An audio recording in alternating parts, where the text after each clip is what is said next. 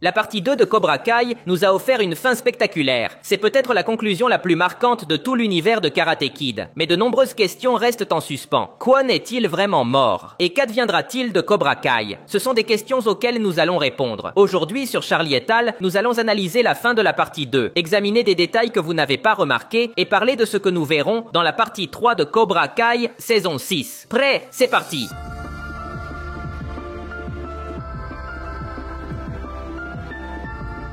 La partie 2 nous montre le début du tournoi mondial, Sekai Taikai. Une fois de plus, les élèves de Miyagi-Do devront affronter Cobra Kai. Mais cette fois, c'est différent. Cobra Kai n'est qu'un des 16 dojos en compétition, ce qui signifie que les Miyagi-Do devront faire face à de nombreux adversaires de haut niveau. La situation se complique davantage lorsque Terry Silver, le légendaire méchant de la saga, fait son apparition dans le tournoi pour se venger. Cette fois, il contrôle un dojo appelé Iron Dragons, extrêmement puissant et surpassant complètement Miyagi-Do et Cobra Kai. Voilà pour le résumé de la partie 2. Passons maintenant à la fin. Avec beaucoup de difficultés, les Miyagi-Do éliminent Cobra Kai du tournoi. Tori et Kwon sont tous deux disqualifiés. Mais par chance pour eux, un dojo est exclu pour usage de substances interdites. Cela permet à Cobra Kai de revenir dans le tournoi. Tout aurait pu se dérouler normalement, mais le dojo éliminé revient pour saboter le tournoi, ce qui déclenche une bagarre générale entre tous les dojos. C'est là que nous arrivons à la véritable fin de la partie 2. Kwon affronte Axel Kovacevic,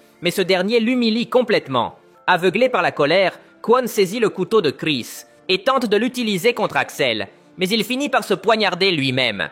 La partie 2 se termine avec tout le monde sous le choc, car Kwon est mort. La retransmission télévisée est coupée, et personne ne sait ce qu'il adviendra du tournoi.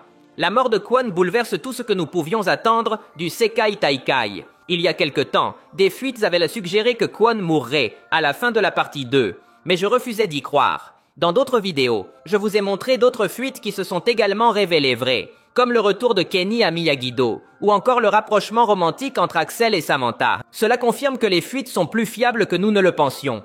Et avec cela en tête, je vais vous dire ce qui se passera dans la partie 3, en m'aidant des fuites révélées jusqu'à présent. Rassurez-vous, il ne s'agit pas de gros spoilers, mais il y a des éléments importants à commenter. Dans la partie 3, le Sekai Taikai sera sur le point d'être annulé en raison de la mort de Kwon. Cependant, Johnny Lawrence réussira à convaincre les organisateurs de terminer le tournoi aux États-Unis, plus précisément à All Valley. Ainsi, la série se terminera là où tout a commencé. Que deviendra Cobra Kai? Selon les fuites, le Cobra Kai de John Kreese disparaîtra. Ce qui est arrivé à Kwon entachera l'honneur de Cobra Kai, et Sensei Kim Da-eun ne permettra pas au dojo de continuer à participer. Tous retourneront en Corée. Si cela se confirme, le dojo Cobra Kai de Kreese prendra officiellement fin. Que se passera-t-il avec John Kreese? C'est une question difficile, car rien n'a fuité à ce sujet. Mais je pense que son histoire est sur le point de se terminer, et nous verrons la rédemption de Kreese. Il se sentira coupable de la mort de Kwon. Même si c'était un accident, Kwon est mort à cause de son couteau. Et ce n'est pas tout. C'est Kreese qui a empoisonné Kwon, avec des sentiments de violence, lui disant qu'il devait tout faire pour gagner. Kwon n'était qu'un jeune garçon insécurisé et impulsif. Il n'a pas pu contrôler ses émotions, et cela l'a conduit à sa mort. Cela remplira Kreese de culpabilité. Je suis convaincu qu'il cessera d'être le méchant, et la série prépare son arc de rédemption. À la fin de la partie 2, il était sur le point de sombrer dans une obscurité totale, en essayant de poignarder Silver. Mais il n'a pas pu commettre le meurtre. La mort de Kwon le poussera probablement à abandonner ce chemin sombre. De plus, à la fin de la partie 2, Johnny Lawrence est apparu pour le défendre contre Terry Silver. Pour moi, c'est un signe clair que les deux feront la paix.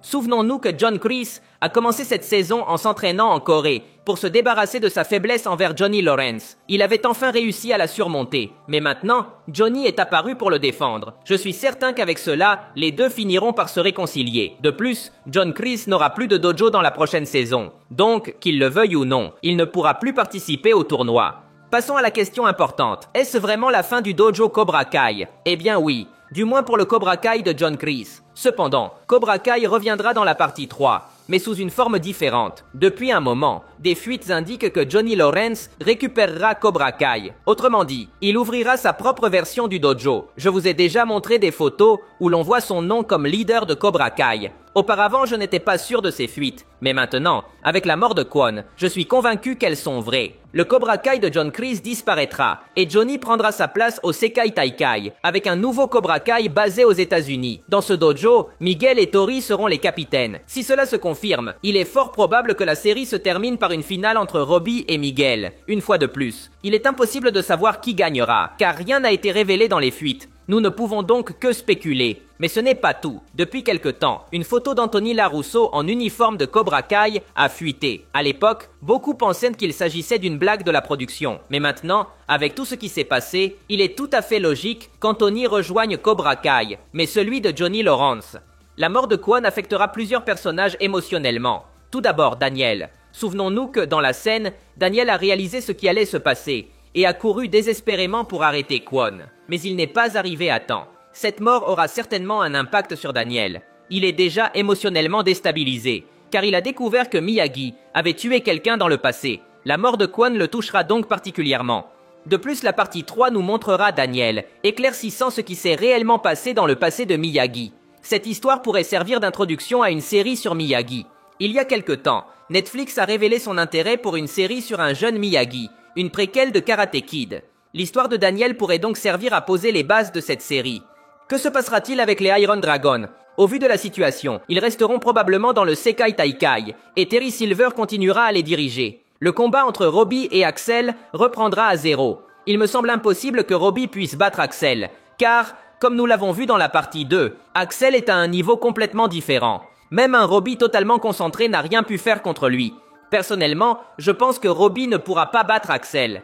Miguel devra être celui qui le vaincra, car, depuis la partie 2, une petite rivalité s'est créée entre Miguel et Axel. La partie 2 nous a montré comment Axel est tombé amoureux de Samantha et veut évincer Miguel. On nous prépare donc déjà à un affrontement important entre ces deux-là. De plus, Robbie a déjà eu son combat important contre Kwon. Il a accompli son rôle face à son grand rival. La logique voudrait qu'Axel devienne le rival de Miguel. Et bien sûr, la grande finale devrait opposer Miguel à Robbie. Un autre élément important de la partie 3 sera sans doute un dernier affrontement entre Johnny et Daniel. Selon des fuites, le Sekai Taikai se terminera par un tournoi de sensei. Par exemple, sur une photo, on voit Johnny Lawrence affronter le sensei Wolf. Il aura donc une nouvelle chance de le battre. Et logiquement, tout devrait se conclure par une grande finale entre Johnny et Daniel. Ce n'est pas mentionné dans les fuites, mais cela me semble évident. La partie 2 nous a également laissé quelques intrigues curieuses, qui devront se résoudre à l'avenir. Par exemple, la relation entre Chozen et Kumiko. Dans la partie 2, on a vu Chozen se rendre à Okinawa pour lui déclarer son amour. Mais, en arrivant chez elle, il a trouvé un homme en serviette. Cela lui a brisé le cœur. Pour moi, c'est une confusion typique de la télévision. Je suis sûr à 100% que l'histoire de Chozen se terminera par son retour à Okinawa, pour clarifier les choses avec Kumiko, où il découvrira que cet homme en serviette est son frère, ou un autre membre de sa famille. C'est une technique d'écriture très connue dans ce genre d'histoire. Ce serait génial que Chozen finisse avec Sensei Kim Da-eun, mais je doute fortement que cela arrive. Ce qui se passe à Barcelone reste à Barcelone. C'est tout pour aujourd'hui. Si vous avez aimé la vidéo, cela m'aiderait beaucoup que vous laissiez un like. Ce serait légendaire. De plus, n'oubliez pas de vous abonner pour voir plus de vidéos comme celle-ci. Merci de m'avoir écouté. Je m'appelle Charlie et on se voit dans le futur.